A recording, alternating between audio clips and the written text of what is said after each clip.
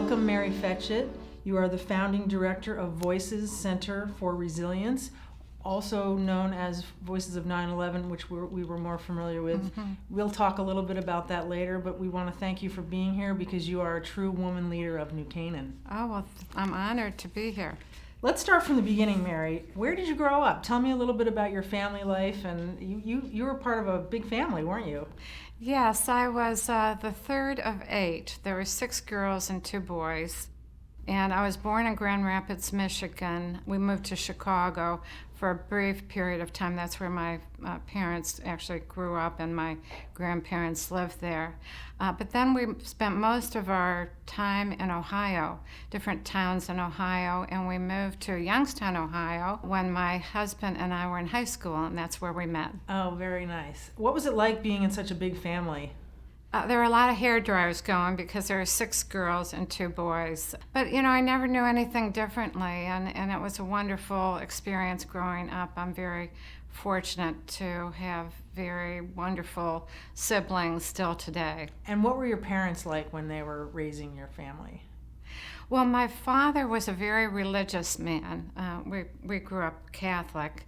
And he was very understated, very high integrity, very committed to the family. He treated us all equally, and most importantly, he had a wonderful relationship with my mother, who was this 5'2", very kind, compassionate woman who lost her parents when she was very young. I think she was 9 when her father died and 10 when her mother died.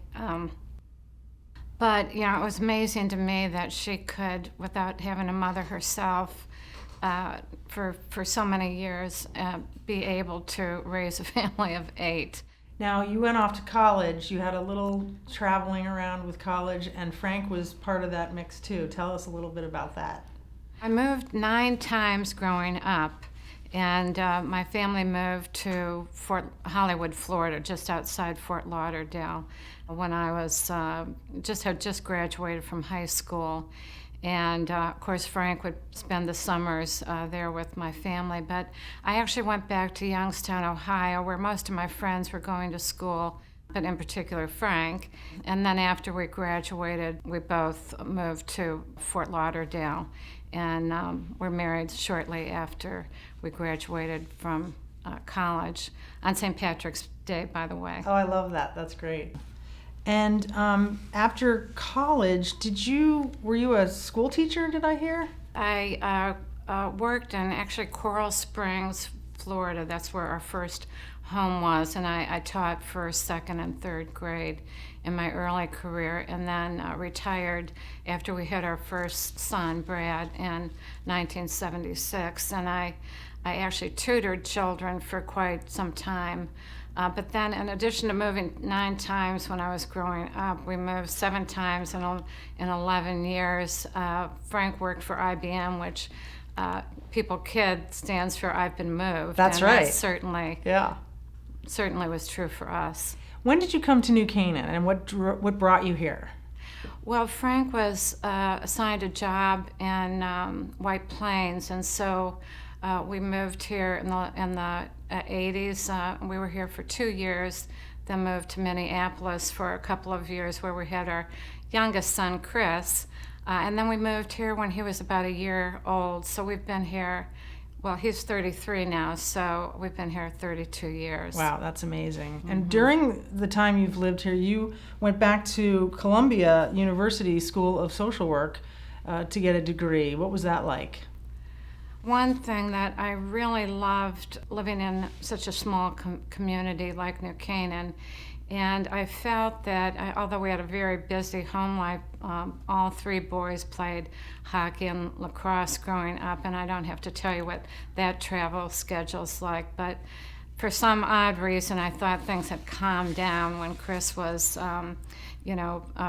probably preschool age, that I could go back and get my master's degree. And that really came out of an assignment I had when I was at the Young Women's League. I was a liaison for the Domestic Violence Center in Norwalk. And although that seemed too challenging to me, I really then developed an interest in social work. And so I thought, well, I'll take one class, matriculating student, and purchased. They actually had a satellite campus, but I hadn't been to school in 30 years, so it was interesting because I took human development, I think it was, and I had no clue what my grade was going to be. And I remember getting my report card, and I got an E, and I thought, oh my gosh, how am I going to tell Frank and the children I got somewhere between a D and an F? They had no scale on this report card. So I called the woman that I knew in the office there and said, I just got my report card, and I wondered if you could tell me, what these letters stand for. And she said, well, and an E is between an A plus and an A. And I thought, take it out of the garbage. You can't put it on the refrigerator. So that's really what encouraged me then to apply to the university. And then I went back to graduate school. That's fantastic. Let's talk about Voices of 9/11. You created an incredible organization based on a very personal experience. Do you want to talk a little bit about that for us from the beginning? Well, if I could go back a bit, when I was doing my second-year internship, I worked at a mental health clinic in Milford.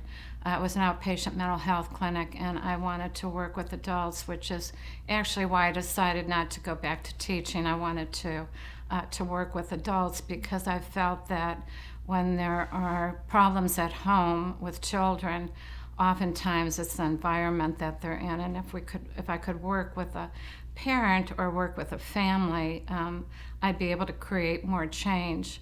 And something that you have to do when you're in the field is go for training every year. That's called CEUs. So you attend conference and get a certain number of credits for your credentialing.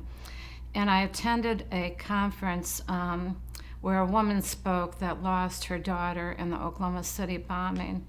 And she showed this incredibly powerful film that showed the Murray building before it was bombed. It showed as it was occurring and the response to it. And then it ended with them walking through the memorial saying, Tom sat here, Sue sat here, and this is where the nursery was. But I think as powerful as the film was, when she got up and spoke, she talked about how that tragedy had impacted their whole community. They had a higher incidence of depression, anxiety. Well, they didn't call it PTSD at the time, but substance abuse, spousal abuse, job loss, suicide. And so that really compelled me to take my one day off of work and travel into Columbia, because at that time, if you wanted to do a literature review, you actually had to go to an academic facility. And since I graduated from Columbia, I had access to that.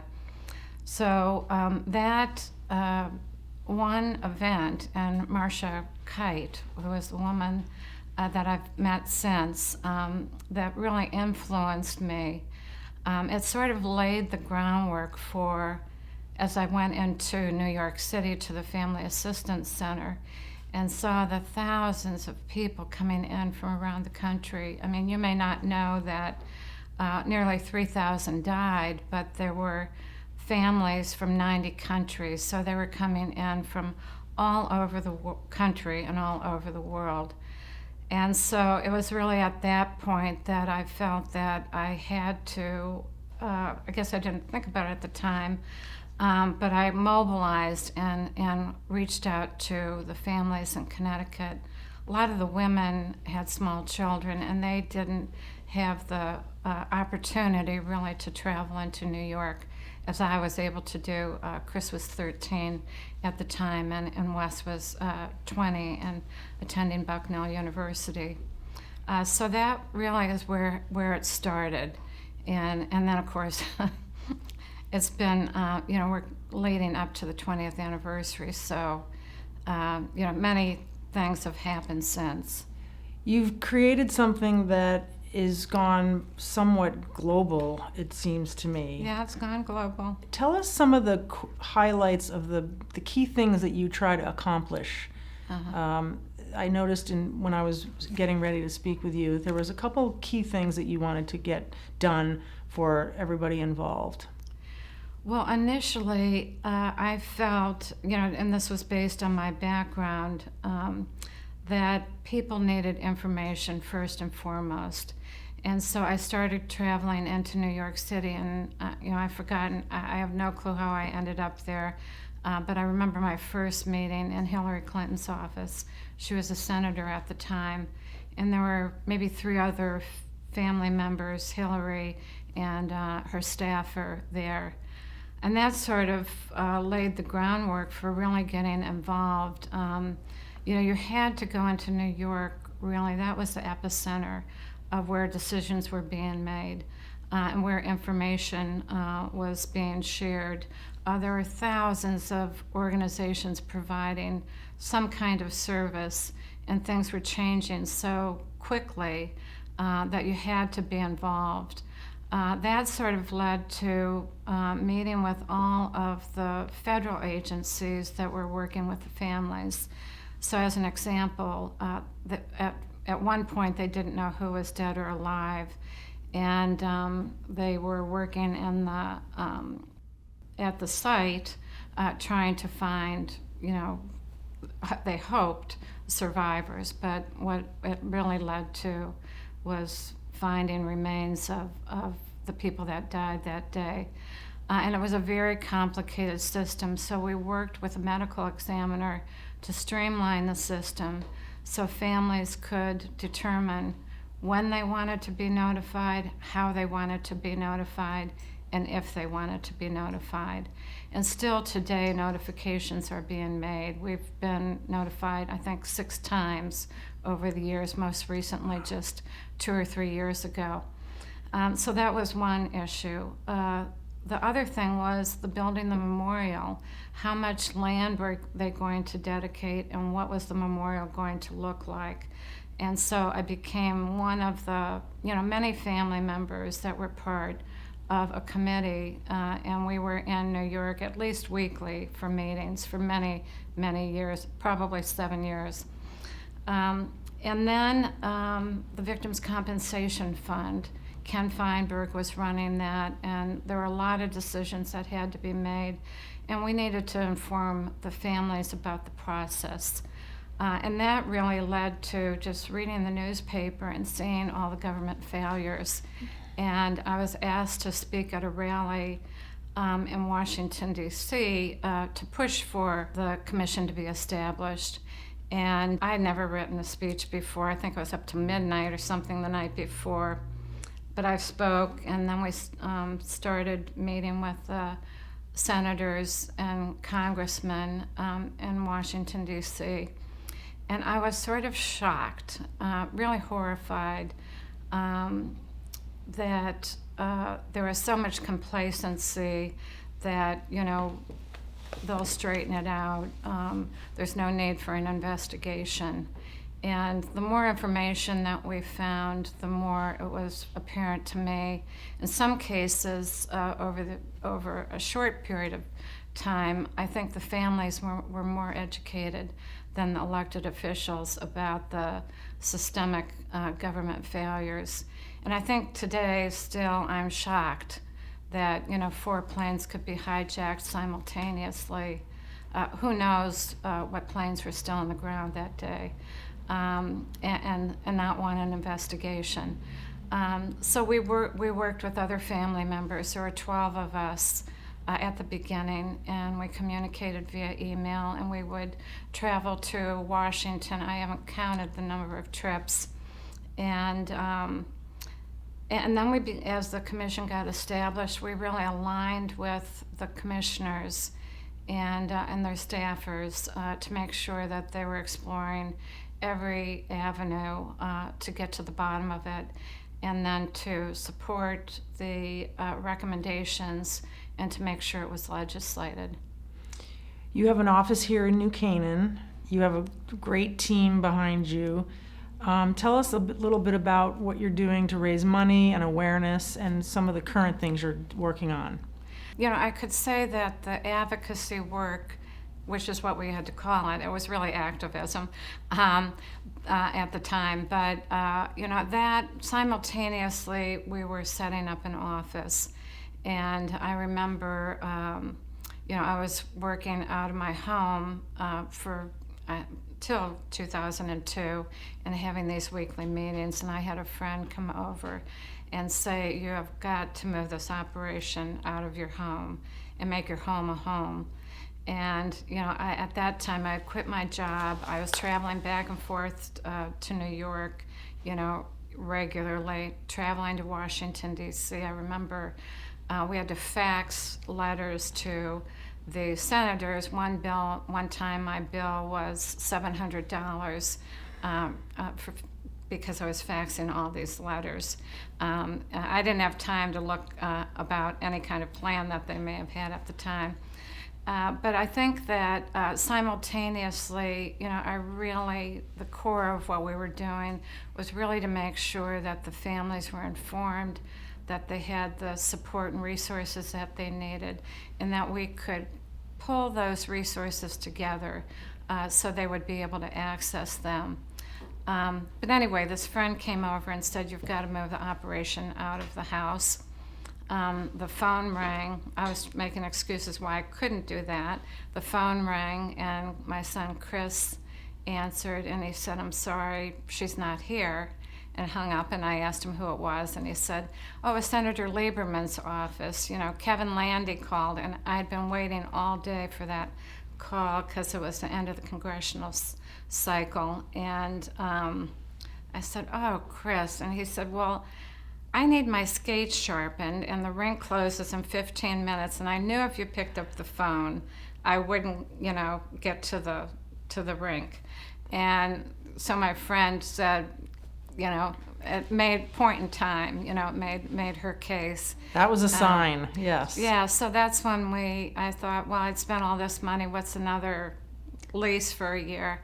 Part of the reason why we're here today is to celebrate the 100th anniversary of the ratification of the 19th Amendment, giving the women the right to vote. If you were around 100 years ago, do you think you would have been involved with the whole activity with getting the vote? Well, if you had asked me before 9/11, I probably would have said no. Now you've asked me after 9/11, and I can see with our activism and really fighting for what we thought was right and just, I think I would be involved. And certainly in today's environment with so much social unrest and racial inequities, I think it's really important for people to be involved. Not just to support that, but anything that's important to you, whether it's the environment or it could be, pick a subject.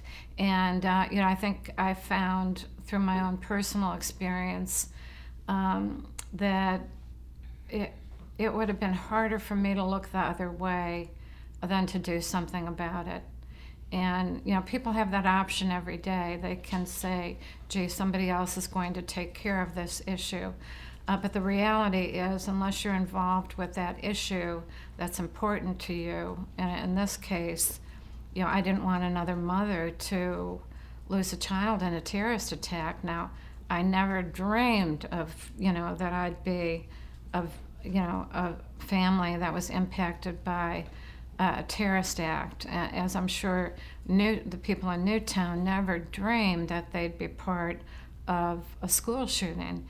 And so you find yourself in these positions that, unless you, as a person that's been directly affected, take those steps forward and use your voice in a way that can influence people to do the right thing, then the reality is it can happen again, and it will. What do you believe are the traits of a successful leader? I think you have to have passion about what you're doing. And what I've found, there are a lot of people that mobilized after 9/11, and they did this, that, or the other thing. Some people did it because, it gave them their organization funding. Some people did it because they were angry. Some people did it, for a whole list of reasons why. But I think unless you really feel passionate about it, and unless you're willing to make the trade-offs that have to be made to move things forward, then you're not going to be successful. And those people drop off by the wayside. So I think the most important thing certainly is empathy and passion for what you're doing, and understanding. Knowledge is power. And if you know what the issues are and you're well versed on it, I'm a little mother from New Canaan. I knew nothing about intelligence reform, but I learned. And today I probably know a lot more than some of the people that are making some of the policy decisions, which is frightening to me. That frightened me. So I think that determination and perseverance, unless you have those two things. And I think unless you're able to engage with people, I've been very fortunate. I don't know what I would have done after 9/11 without my friends and family, but most importantly, my friends here in the community that took our family members in, as they were coming in for the memorial service, brought dinners, cut our lawn, offered to, provide personal training. I didn't take them up on that. I was too busy, and I'm still too busy for it. But I think that, living in a community like this, where people step forward and help, and certainly when we opened our first office, I couldn't have done that without my friends. Debbie Westfall, Darlene Johnson, Barky Powell, all these people that stepped forward and helped us at the beginning. And that, I think, over time, I think about the incredible people from all walks of life that have done the same thing. And, I've never been impressed by somebody's title. So I don't care if they're, a senator or a president.